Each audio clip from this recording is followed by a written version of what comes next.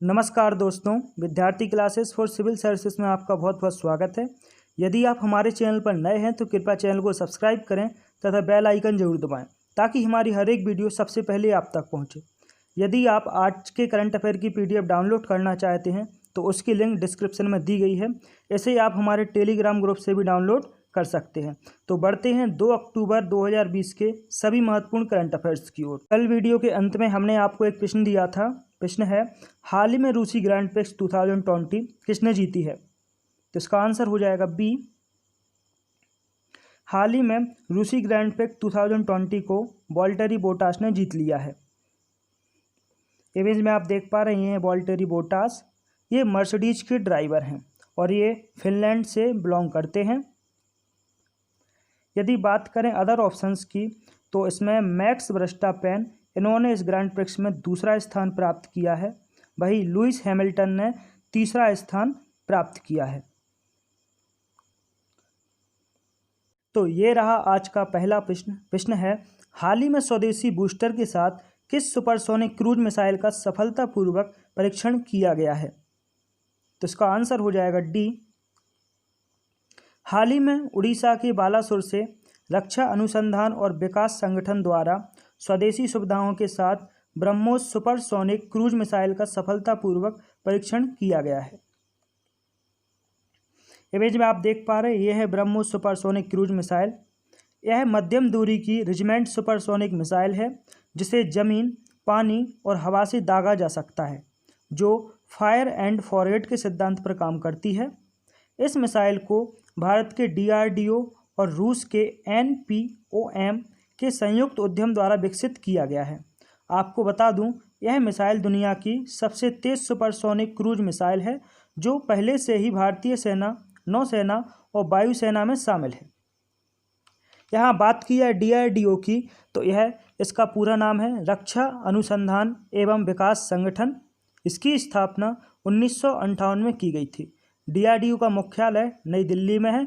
वही इसके वर्तमान अध्यक्ष डॉक्टर जी सतीश रेड्डी हैं। बढ़ते हैं अगले प्रश्न की ओर। प्रश्न है, हाल ही में किस मंत्रालय ने अंबेडकर सामाजिक नवाचार और ऊष्मायन मिशन का शुभारंभ किया है? तो इसका आंसर हो जाएगा सी। हाल ही में सामाजिक न्याय और अधिकारिता मंत्रालय ने अंबेडकर सामाजिक नवाचार और ऊष्मायन मिशन का शुभारंभ किया है। सामाजिक न्याय और अधिकारिता मंत्री थावरचंद गहलोत ने Ambedkar social innovation and incubation mission को SC श्रेणी के लिए वेंचर कैपिटल फंड के तहत लॉन्च किया है। यह मिशन उच्च शिक्षा संस्थानों में पढ़ रहे SC वर्ग के छात्रों के बीच नवाचार और उद्यमिता को बढ़ावा देगा। साथ ही ये SC उद्यमियों को वित्तीय सहायता प्रदान भी करेगा। बढ़ते हैं अगले प्रश्न की ओर। प्रश्न है, हाल ही में किस राज्य सरकार द्वारा छात्रों को आनंदोराम बोरुहा पुरस्कार 2020 प्रदान किया गया है? तो इसका आंसर हो जाएगा बी। हाल ही में असम के मुख्यमंत्री सर्बानंद सोनोवाल ने मैट्रिकुलेशन अर्थात 10वीं कक्षा में 75% या उससे अधिक अंक प्रदान करने वाले छात्रों को आनंदोराम बोरुहा पुरस्कार 2020 प्रदान किया है, जिसके तहत पुरस्कार के रूप में लैपटॉप खरीदने हेतु सीधे बैंक खातों में 20,000 रुपये का पुरस्कार दिया जाएगा। यहाँ बात की है आनंदोराम बोरुहा पुरस्कार की। यह असम सरकार द्वारा वर्ष 2005 में लॉन्च किया गया था। इसका उद्देश्य छात्र समुदाय के बीच स्वस्थ प्रतिस्पर्धा को बढ़ाना है। यदि बात की जाए असम की, तो मैप में आप देख पा रहे हैं असम की लोकेशन कहाँ पे है। असम की राजधानी दिसपुर, मुख्यमंत्री सर्बानंद सोनोवाल व राज्यपाल जगदीश मुखी हैं। असम में लोकसभा सीटें 14, राज्यसभा सीटें 7 व विधानसभा सीटें 126 हैं। असम में ही काजीरंगा नेशनल पार्क है जो कि एक सींग वाले गैंडे के लिए प्रसिद्ध है। मैं आपको बताना चाहूँगा, असम में ही विश्व का सबसे बड़ा नदी द्वीप माजुली नदी द्वीप है जो ब्रह्मपुत्र नदी पर स्थित है। बढ़ते हैं अगले प्रश्न की ओर। प्रश्न है, अंतर्राष्ट्रीय वृद्धजन दिवस अर्थात international day of Elder persons निम्न में से किस दिन मनाया जाता है? तो इसका आंसर हो जाएगा ए।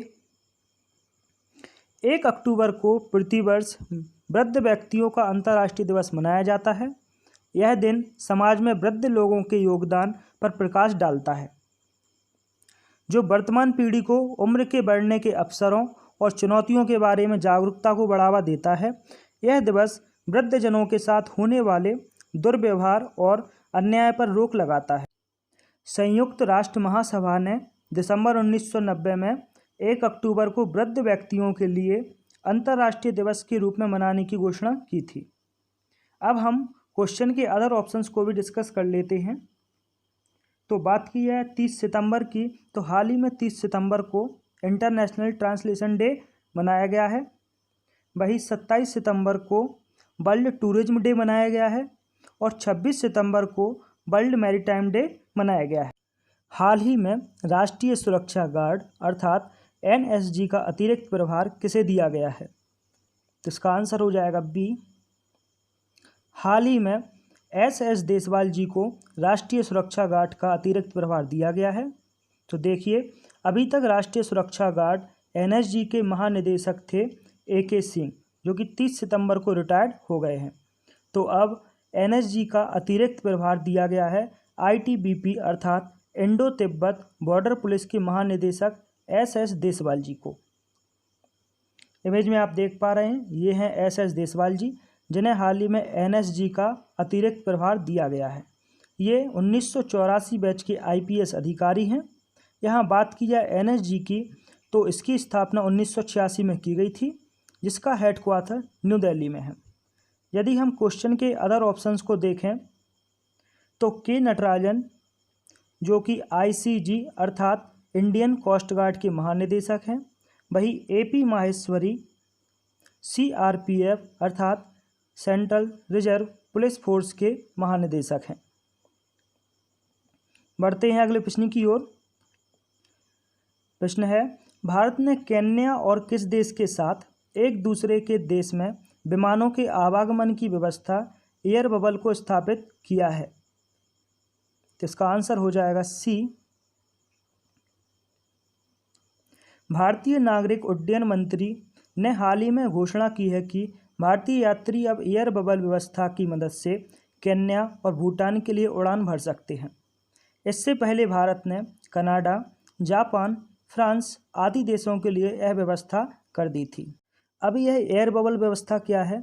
तो आप इसे ऐसे समझिए, दो देशों के बीच में फंसे हुए वहां के नागरिकों को सुरक्षित अपने देश में लाने की प्रक्रिया ही एयर बबल व्यवस्था है। कोरोना महामारी में ऐसे लोग जिनका बीमा खत्म हो रहा था को बहुत मुश्किलों का सामना करना पड़ा। शुरू में तो वंदे भारत मिशन के तहत भारत ने कुछ स्पेशल उड़ानें चलाईं और दुनिया भर से भारतीय नागरिकों को अपने देश वापस लाया गया। वही इसके बाद एयर बबल व्यवस्था को प्रारंभ किया गया था। बढ़ते हैं अगले प्रश्न की ओर। स्विट्जरलैंड के किस टेनिस स्टार ने अपने कैरियर का 150वां ग्रैंड स्लैम मैच जीता है? तो इसका आंसर हो जाएगा ए। स्विट्जरलैंड के टेनिस स्टार स्टैन वावरिंका ने हाल ही में अपने कैरियर का 150वां ग्रैंड स्लैम मुकाबला जीता है। इमेज में आप देख पा रहे हैं, ये हैं स्टैन वावरिंका, जिन्होंने हाल ही में अपने कैरियर का 150वां ग्रैंड स्लैम मुकाबला जीता है। 3 बार के grand slam champion Stan Wawrinka ने फ्रेंच ओपन के दूसरे दौर में जर्मनी के डोमिनिक कोएफर को मात देकर यह उपलब्धि हासिल की है। मैं आपको बताना चाहूँगा, स्टैन वावरिंका की यह जीत इस सीज़न की 10वीं जीत है। अब यहाँ बात की जाए ग्रैंड स्लैम की, तो मैं आपको पहले भी बता चुका हूँ, ग्रैंड स्लैम 4 प्रकार के होते हैं: ऑस्ट्रेलियाई open, French open, Wimbledon open और US ओपन। इनके आयोजन का क्रम भी ठीक इसी प्रकार से होता है। इन 4 ग्रैंड स्लैम में से ऑस्ट्रेलियाई ओपन, विंबलडन ओपन और US ओपन आयोजित हो चुके हैं, जबकि फ्रेंच ओपन, जिसका निर्धारण मई के अंत में और जून की शुरुआत में था, लेकिन कोविड महामारी के कारण इसको निरस्त कर दिया गया था। तो बढ़ते हैं अगले प्रश्न की ओर। हाल ही में किसने मेक स्मॉल स्ट्रॉन्ग नाम से एक अभियान शुरू किया है? तो इसका आंसर हो जाएगा डी। गूगल इंडिया ने हाल ही में मेक स्मॉल स्ट्रॉन्ग नाम से अपने राष्ट्रव्यापी अभियान की शुरुआत की घोषणा की है। इसका उद्देश्य छोटे व्यवसायों को समर्थन देना और ग्राहक सहायता के माध्यम से मांग को बढ़ाना है। स्थानीय नागरिक स्तर पर खरीद, समीक्षा और रेटिंग देकर और सोशल मीडिया पर अपने पसंदीदा खुदरा विक्रेताओं को बढ़ावा देकर छोटे व्यवसायों को मदद कर सकते हैं। यहाँ बात की जाए गूगल की, तो यह एक अमेरिकी बहुराष्ट्रीय कंपनी है जिसकी स्थापना 4 सितंबर 1998 को की गई थी। गूगल के संस्थापक लैरी पेज हैं, वही इसका मुख्यालय कैलिफोर्निया में है। गूगल के वर्तमान CEO सुंदर पिचाई हैं। यदि गूगल को करंट से जोड़ा जाए तो हाल ही में गूगल इंडिया ने दूरदर्शन के साथ साझेदारी में नमस्ते डिजिटल नामक एक नया टेलीविज़न शो का भी शुरू करने की घोषणा की है। गूगल उद्योग व्यापी डिजिटल स्क्रीनिंग पर फिक्की के साथ भी काम कर रहा है, जिसके तहत अब तक 1.2 मिलियन व्यक्तियों को प्रशिक्षित किया गया है। बढ़ते हैं अगले प्रश्न की ओर। हाल ही में निम्नलिखित में से किसे CDRI पुरस्कार 2020 दिया गया है? तो इसका आंसर हो जाएगा डी।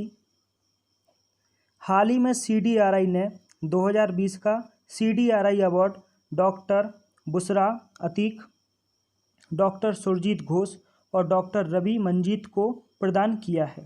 इमेज में आप देख पा रहे हैं, ये है डॉक्टर बुशरा अतीक, ये है डॉक्टर सुरजीत घोष और ये है डॉक्टर रवि मंजीत। यह सम्मान उन्हें उनके कैंसर पर किए गए कार्य हेतु दिया गया है। यहाँ बात की जाए CDRI पुरस्कार की, तो यह पुरस्कार 2004 में शुरू किया गया था, जो केवल भारतीय नागरिक जिनकी आयु 45 वर्ष से कम है और ड्रग अनुसंधान और विकास को सीधे प्रभावित करने के क्षेत्र में उत्कृष्ट शोध किया हो को दिया जाता है। CDRI की फुल फॉर्म है सेंट्रल ड्रग रिसर्च इंस्टीट्यूट।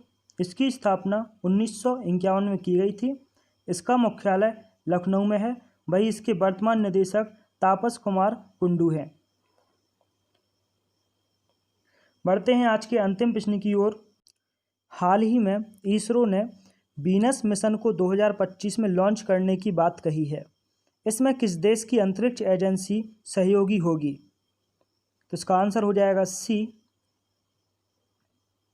अंतरिक्ष एजेंसी इसरो ने वीनस मिशन को 2025 में लॉन्च करने की योजना बनाई है।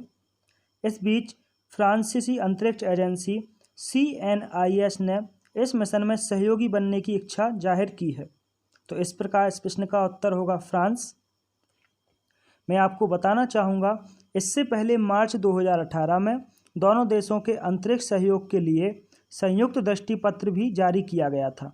इसके अलावा दोनों देश इसरो के महत्वाकांक्षी गगनयान प्रोजेक्ट पर भी काम कर रहे हैं, जिसके तहत भारत 2022 में पहली बार 3 भारतीयों को अंतरिक्ष में भेजेगा।